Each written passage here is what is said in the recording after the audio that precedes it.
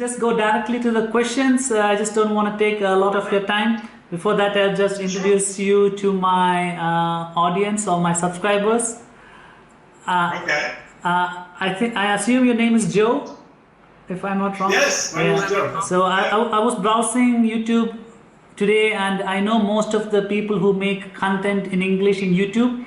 So when I saw your profile, I was thinking maybe it's a tourist who just came to Almaty for a week, just made a video and left. But once I came to your channel, I saw that you made like a solid video regarding green card. That's like the diamond topic for foreigners because the rules and laws keeps on changing. And people don't know the truth. There's a lot of misconceptions about it. That's why I found you. Thank you for your time for this interview / conversation.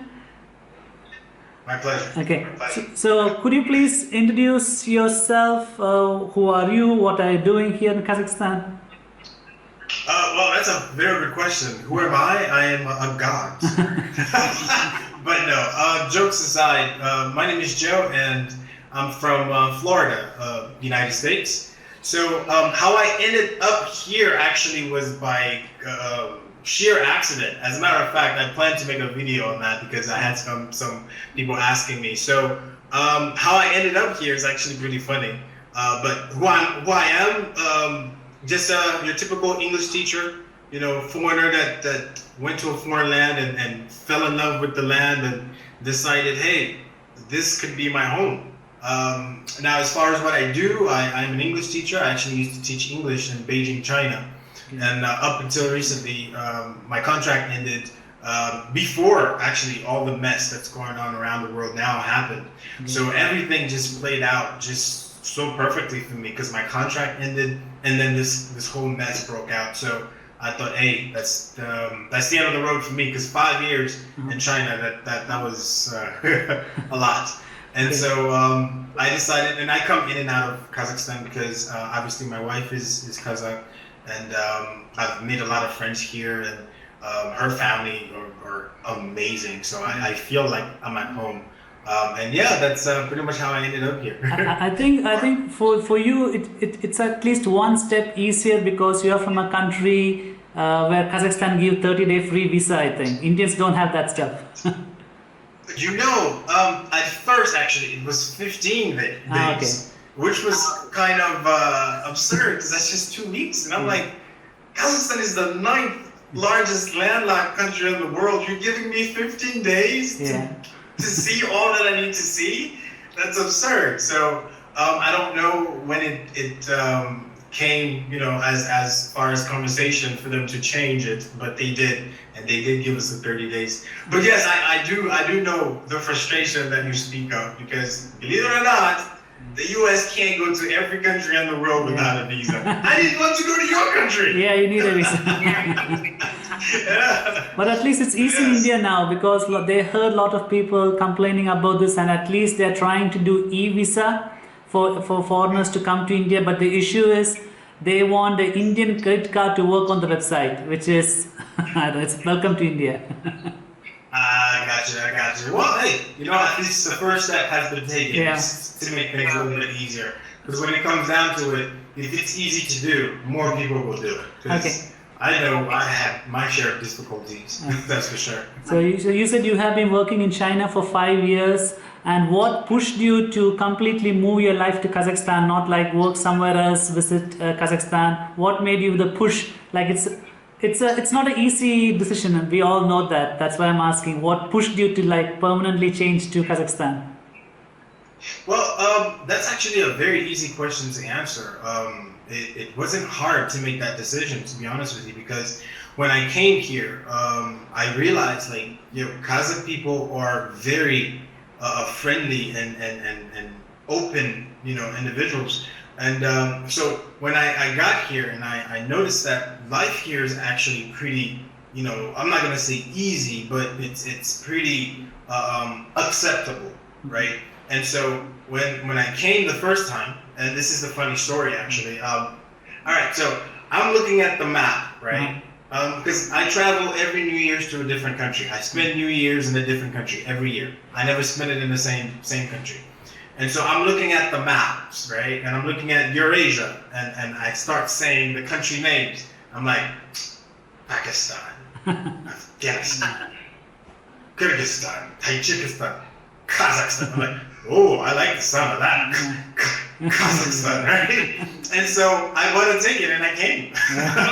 That's how I ended up here. Yeah. And so I came here, and that was when it was still 15 days. And that was way before I even met my wife, because I met my wife in China, believe it or not. A lot of people think we met here, but we didn't. We met in China. And so when I came here, I noticed that life here was just beautiful, and the country itself, it's beautiful. Nature-wise, it's just a beautiful sight. I love the mountains. So yeah, no, that's pretty much how the decision was made for me. You're lucky. You're in Almaty. You have a lot of restaurants, the mountain, the Shimbulak, and the Mideo. Aktube, I'm not lucky in that criteria. In Aktube, there's nothing a lot. It's a small, beautiful city, like a very small, but there's just shopping malls, and that's it. Maybe President Park. Oh, well, then you should definitely, come here, man. Come to Almaty. What are you doing over there? I was there in Almaty. I was in Almaty for 4 years. Then why did you move? Why did you move? That might be a personal question. You don't have to answer. No, it's a easy question. It's so I was working in Kazakh British University. It's in the middle of the city. Working there for 4 years, working with big, I can't say children, adults, 18-year-old, 19-year-olds. I just burned up myself. I'm like, nah, it's too difficult to work with them. Then I had an opportunity to work in Nazarbayev school, so I'm working in Nazarbayev school now. So I didn't choose Aktube. I just sent my application to the school, and the school have branches in all states. So they just sent me to Aktube. Okay. Oh, okay. I did not know that. So which is a good thing because I met my wife here. That's awesome, man. That's great. So then the move was made, and then you met the love of your life. Yeah. So that's what we call destiny, man. Destiny. That's it. That's all I can say. Okay. Yeah. But hey, if you were to ever in Almaty, definitely look me up, man. We should have this conversation in person, and then tell about everyone on YouTube later. We should have like a couples meeting, That's how it should be, yeah. And then, we complain about our wives, about how they make our lives miserable, and then how we love them anyway. I think it would be a great video. So next I want to ask you about working with locals. Like, do you work with or share time with locals who speak a lot of English, or you do work with like pure Kazakh who speak only Kazakh and Russian? And what is your experience working with them or dealing with them? Well, as far as work, I haven't yet worked physically here. I've done some online stuff. In fact, I've offered some free classes just to kind of get inside the minds of the students that are here, just to see what the difference is between students in Kazakhstan and students in China. And so to say that I've had a physical, legitimate job here, not yet. That's something that I wanted to do after I became a permanent resident. So, of course, with all this mess that's going on now, that's not something that's on everybody's, list. Oh, let's hire people. So as soon as all this mess dies down, then yes, I definitely am looking forward to working perhaps with some of the schools here, because I have substantial amount of working experience as far as teaching English. And so now, but as far as meeting people and interacting with people, I find that the interaction here is fairly easy as far as meeting people that do speak English. Because I don't know if it's a Kazakh thing, but most of the Kazakhs that I've met here, they speak very good English. If they don't speak it, at least they understand, and they can give you very basic responses.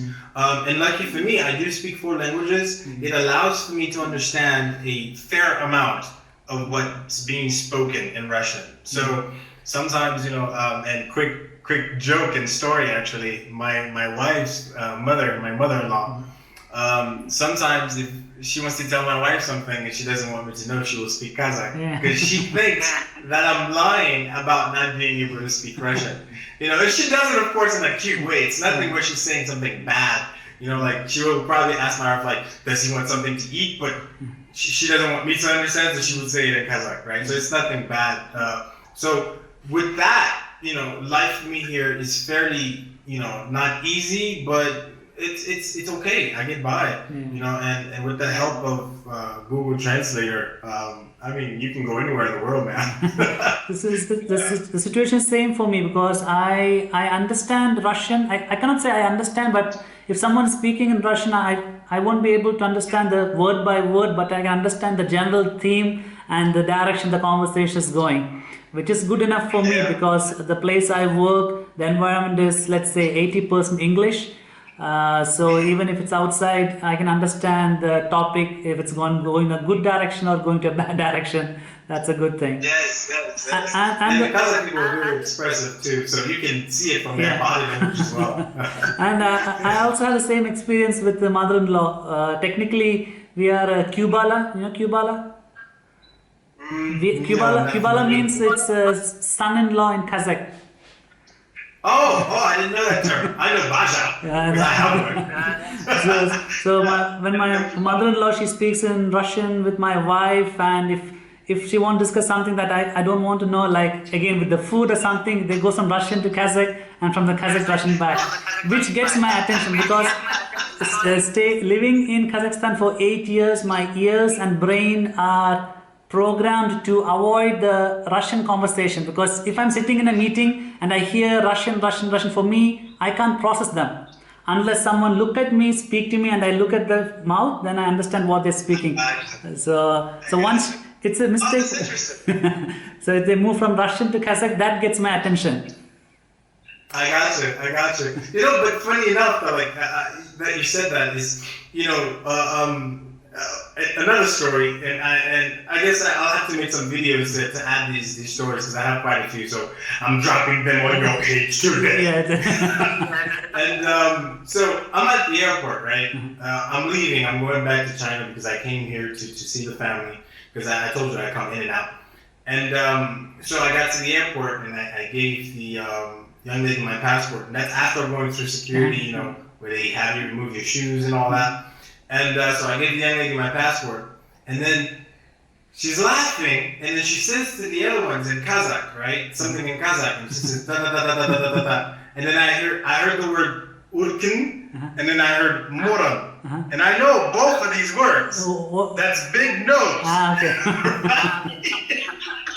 So she starts laughing, and then I look at her, and I'm like, yeah, I know, it's pretty big. And I said it in English, and she's like, oh my God, I'm so sorry. She didn't think that I would understand. So it was just amazing to me because sometimes I understand some of the words that my of course, family here have taught me. And they help me to kind of know what the conversation is about. But more so Russian than Kazakh, just like yourself. I think it depends upon city also. The main reason for me to understand more Russian is I had a lot of colleagues who spoke Russian in Almaty. But Aktobe is a city where it's predominantly Kazakh language. So it's keeping me, and at home we speak a mix of Kazakh, English, Russian together. So That's awesome. I hope you're teaching the babies, Hindi, man. It's a beautiful language. My Hindi is 0% because I am from the southern part of India called Kerala.